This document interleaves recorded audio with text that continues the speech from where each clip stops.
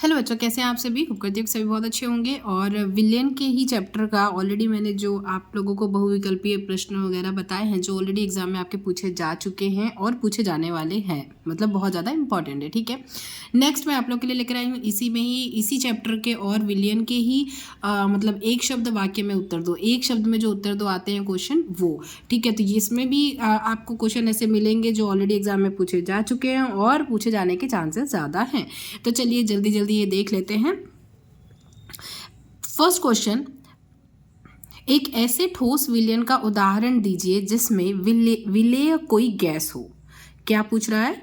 एक ऐसे ठोस विलयन का उदाहरण दीजिए, ठोस विलयन का, ठीक है, दीजिए जिसमें विलेय कोई गैस हो, जिसमें विलेय क्या हो, कोई गैस हो। तो उसका आंसर क्या होगा? उत्तर हाइड्रोजन युक्त पैलेडियम। क्या होगा उत्तर? हाइड्रोजन युक्त पैलेडियम। ठीक है, नेक्स्ट, नॉर्मलता ज्ञात करने का सूत्र लिखिए। तो नॉर्मलता ज्ञात करने का सूत्र आपको याद करना पड़ेगा। n = W into 1000 upon E into V। क्या होता है? n = W इंटू n बराबर W गुणे 1000 अपॉन बटे E इंटू V। ठीक है, नेक्स्ट हमारा प्रदूषण व्यक्त करने की इकाई लिखिए। क्या? प्रदूषण व्यक्त करने की इकाई लिखिए। ppm। ठीक है, प्रदूषण व्यक्त करने की इकाई क्या होती है? ppm। ठीक है, याद रखिएगा, प्रदूषण व्यक्त करने की इकाई होती है ppm।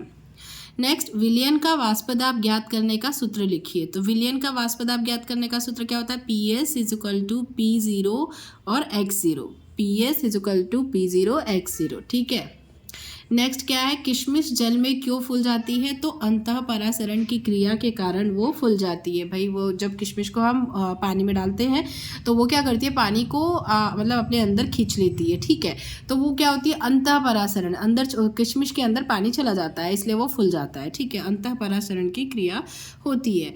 PS = P0 X0 यह व्यंजक क्या कहलाता है? जैसा हमने पहले ही पढ़ा, ये क्या कहलाता है? ये राउल्ट का नियम है, विलयन का वाष्पदाब ज्ञात करने का सूत्र राउल्ट का नियम है। ठीक है, PS = P0 X0 क्या होता है? यह व्यंजक क्या कहलाता है? राउल्ट का नियम। ठीक है, फिर एक और क्वेश्चन है हमारा इंपॉर्टेंट, मोललता की परिभाषा लिखिए। मोललता की परिभाषा लिखिए। तो मोललता की क्या परिभाषा है?